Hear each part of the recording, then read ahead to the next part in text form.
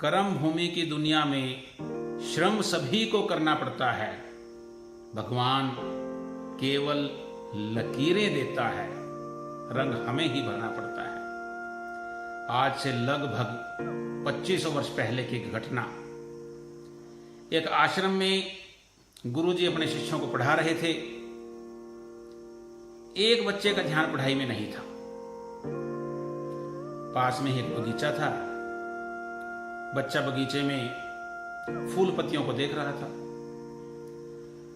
गुरुजी ने बच्चे को टोका, उसको कहा कि बेटा पढ़ाई में ध्यान दो, जो कुछ मैं कह रहा हूं उसको ध्यान से सुनो। परंतु थोड़ी देर के बाद बच्चा फिर फूल पत्तियों की ओर देखने लगता है।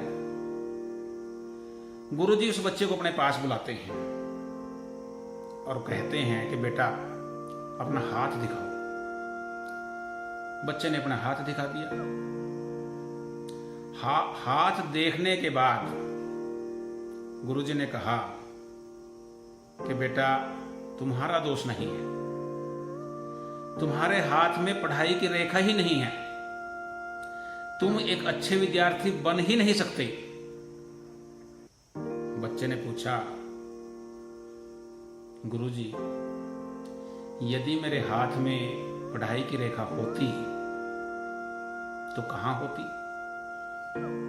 गुरुजी ने बता दिया। उसका हाथ पकड़कर कहा कि बेटा यहां रेखा होनी चाहिए थी। अब आश्रम में ही रसोई घर हुआ करते थे।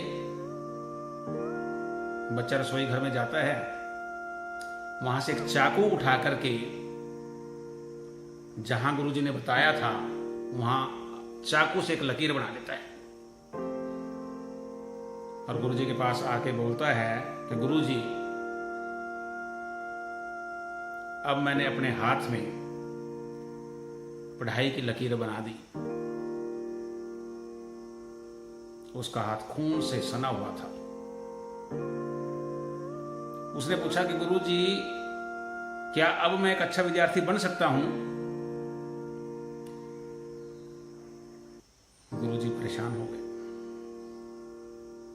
आंखों में आंसू आ गए। गुरुजी ने उस बच्चे को अपने गले लगा लिया। अभी शुरू में मैंने एक शेर कहा था कि भगवान केवल लकीरें देता है, रंग हमें ही भरना पड़ता है। अब इस बच्चे के हाथ में तो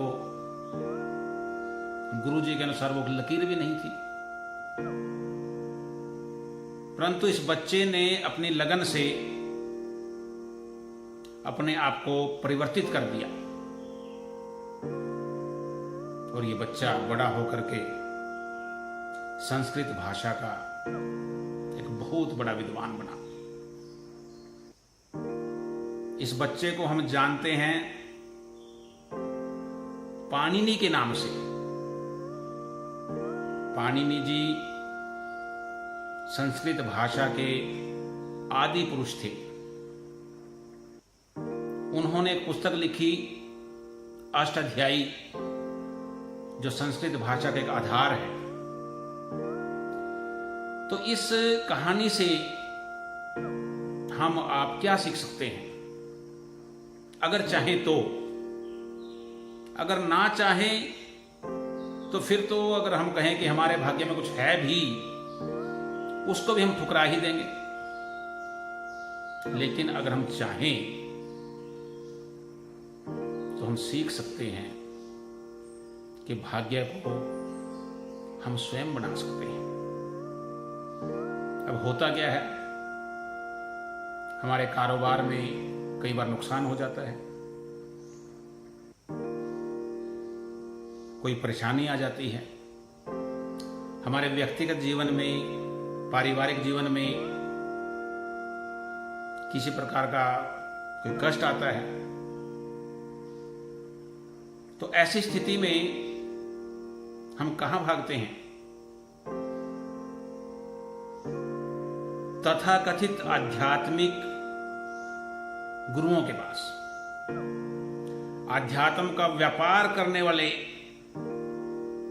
पाखंडियों के पास।